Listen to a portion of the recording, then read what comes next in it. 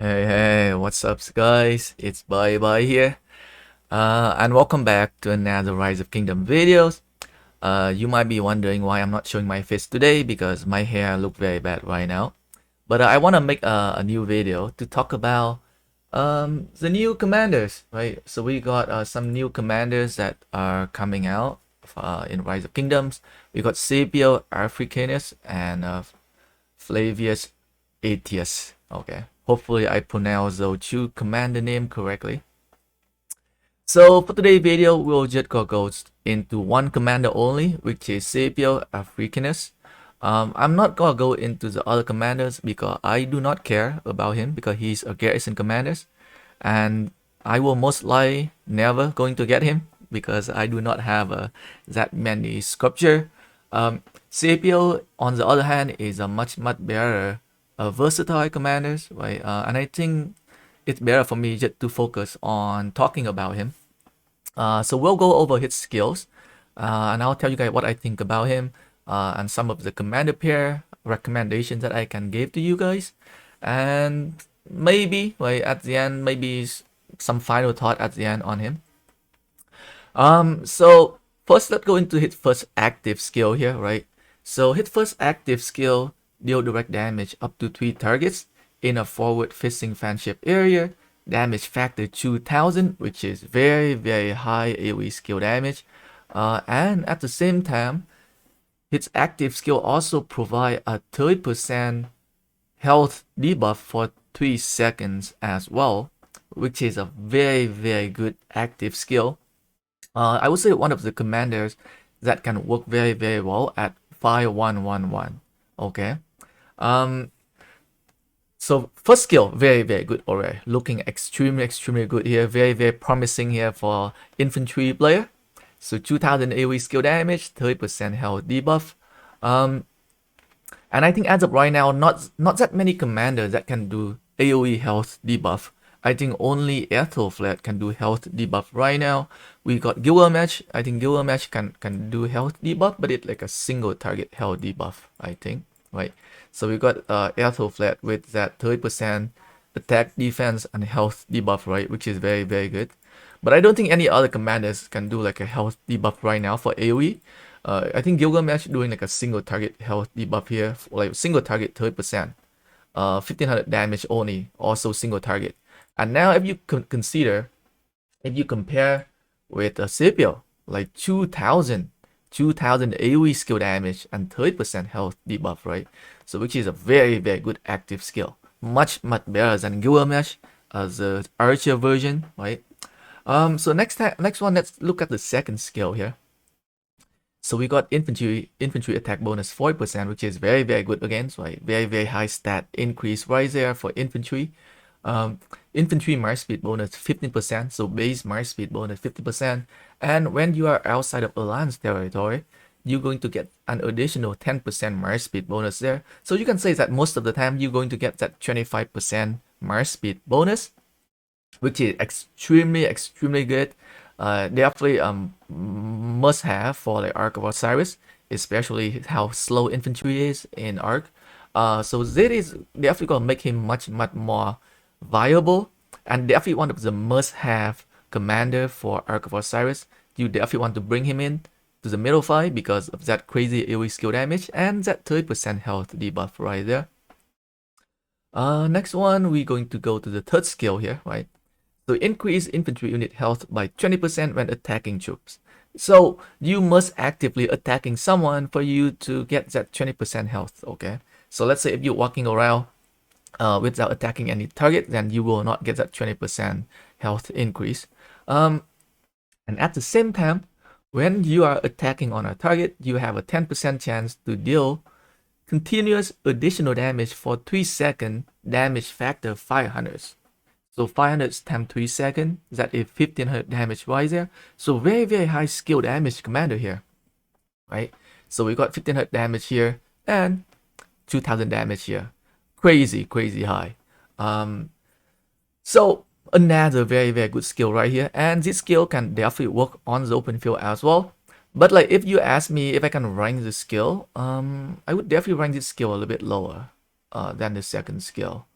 The second skill with that 40% infantry attack increase and that 25% march speed increase, it kind of like might be slightly better in my opinion, or maybe even. I think this one gave you like 1500 damage, right, for over 3 seconds and 20% health increase. Wow, this one is a very good skill as well. Okay, let's go to the fourth skill here. When troop on the map takes skill damage, there is a 50% chance of reducing that damage by 30% and forming a shield that covers up to 3 allies for 3 seconds. Damage factor 500. So technically, you can provide a total of 1500 damage shield up to 3 targets, right? Up to 3 of your marches here. So which is a very good skill. Can bring more sustainability to all of your marches here on the field, right? So when you're looking at Alex, right? Remember Alex, first gen commander, right, or second gen commander, whatever you call it. Like Alex only able to provide a small shield for one target only, right? One target getting a shield here for 2 seconds with a damage factor of 600. And now you have freaking Scipio provide a shield of 500 up to 3 targets, right? So a lot better than that Alex second shield. So against another amazing skill here. I would say the fourth skill, like if I had to rank the skill in the order, I would definitely rank first, second, and third skill higher, right?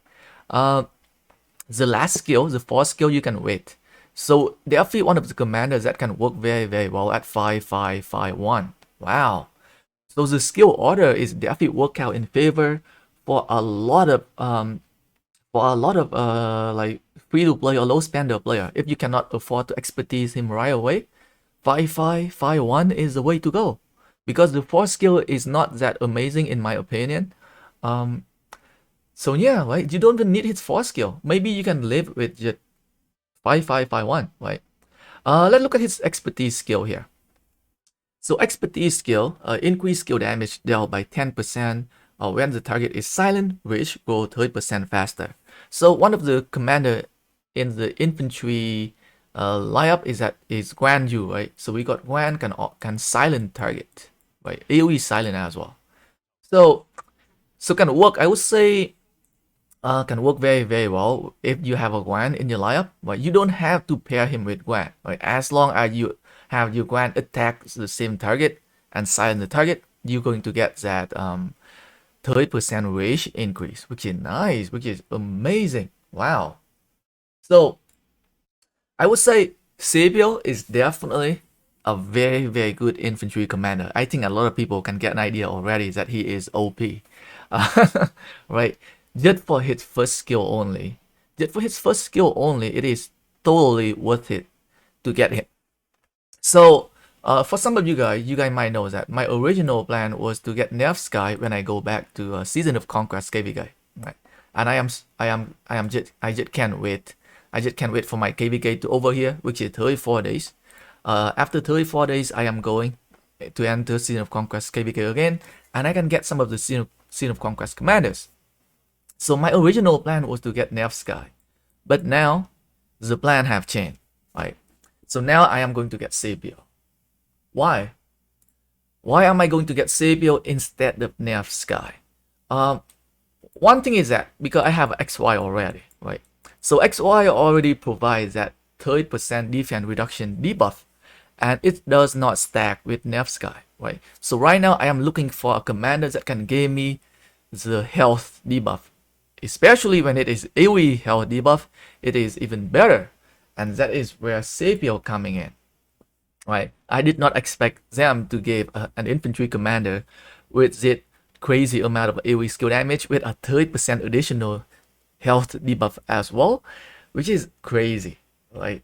Crazy. So I am canceling on getting Nevsky when I get back to Scene of Conquest, and I'm gonna be getting Scipio, guys.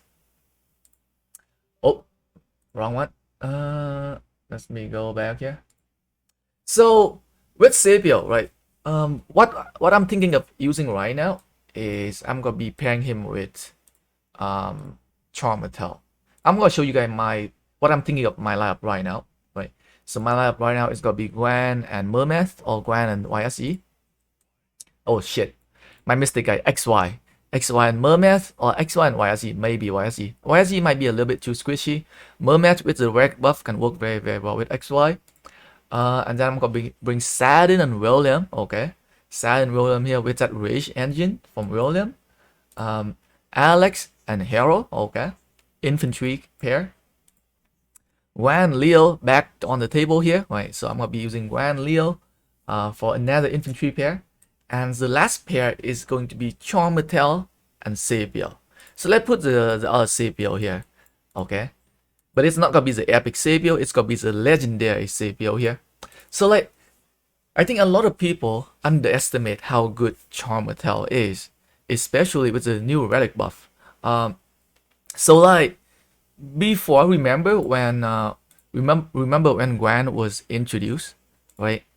Gwen was a very, very good commander with a very, very high AoE skill damage. So I was thinking of putting Gwen behind Charm Martel, but Gwen come with a debuff. So when Gwen serving as a second commander, he cannot deal 2000 damage. He only deal 1000 damage factor only. So he doesn't benefit a lot from putting behind Charm Martel, right? So Gwen doesn't work very, very well as a second commander at Char. So like, why do I want to put a high AoE skill damage commander behind Charm Martel? If you're looking at Charm Martel first active skill, right? Chup as a commander deal 30% increased damage for 4 seconds, right?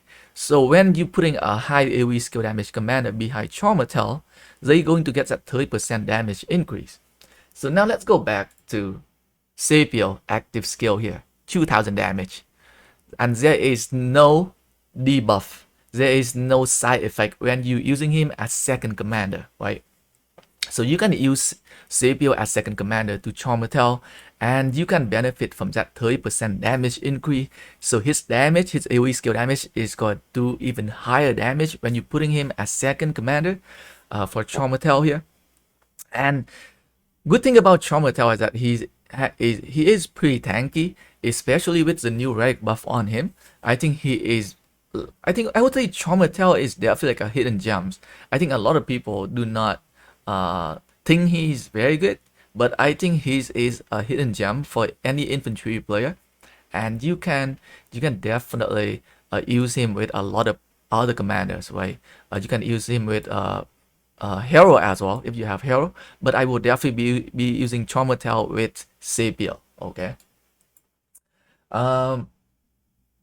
And another thing is that Scipio is kind of like a little squishy, right? So Scipio coming with a lot of like attack increase here, and you kind of like want to put him behind a tanky commander, right? And not like a squishy commander.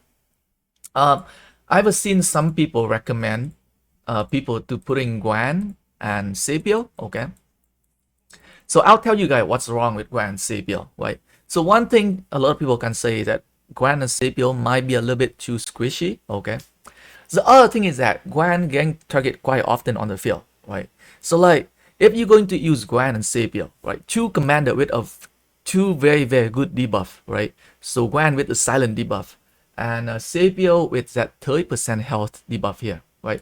So if you're going to run Gwen and Scipio, and if your Gwen getting target quite often, your Gwen and Scipio gonna die, right? So you're going to lose two very, very strong commander very, very quickly, very, very early. And that is the reason why I do not recommend you guys to run Gwen and Scipio on the field. Maybe some people gonna try Gwen and Scipio for rallying, right? That can work. But for open field, I strongly recommend you guys not to run Gwen and Scipio, okay? Give it a try. Like when you're getting Scipio, I strongly recommend you guys to give it a try using Charm Martel and Scipio. Get that relic buff. Get that relic buff on Charm Martel, okay, to make him even tankier, even better on the field, and put Scipio behind him, and tell me how much AoE skill damage you can deal on the field. It's gonna be crazy, trust me, okay? So this is gonna be my this is what I think of my lineup right now. Going back to Scene of Conquest right now, I am gonna hold off on Nevsky. Right, I'm gonna be running XY and Mermaid for now. And once I kind of like maybe expertise Scipio, I'm gonna go back and work on Nevsky maybe, or gang Scipio to 5551. Right, as I mentioned before, that Scipio force skill is not like a must-have, and his active skill is also so-so. Right, I mean like 30% reach faster. Can work, you know. It can work. 30% reach faster can work. It could be a good thing, you know. But it's not gonna be that amazing, right? Because if you're looking at Grand Silent, right? Grand Silent is only 3 seconds, right? So you only get that 30% range for 3 seconds only if you're running like if you have Grand in your lineup, right? Range 30% faster for 3 seconds. Um, and if you're looking at like Leo here, right? Leo have a 30% range increase for the entire time, or 15% only. Wow, okay. Then maybe the expertise is pretty good. I mean, like if you can afford expertise CPO, then definitely 100% gave it a go. But I think he can work pretty well at 5551 for a lot of a low spender. Even for myself, I don't think I have enough sculpture yet to expertise him right away. The moment I go back to Scene of Conquest, I have a 147 universal sculpture right now. In 37 days, I will probably be around 240, 250 universal sculpture. And I have 113,000 gem here, which I can spin. Oh shit. I hope he's gonna be a Roll of Fortune commanders. I hope. if if Scipio's gonna be World of Fortune commanders, I will definitely max spin him. I think most of the time, the open field commanders is gonna be Roll of Fortune, and the garrison commander is gonna be MGE. So I think very high chance he gonna be Roll of Fortune commander, guys. But yeah, guys, I think I had to change my plan once again. So we gonna have to skip on Nevsky, okay? Canceling on Nevsky and Halo Scipio. Charm Martel and Scipio is gonna be one of the pair you will see me using when I coming back to Season of Conquest, guys. Let me know what you guys think. And thanks again for watching the video, guys.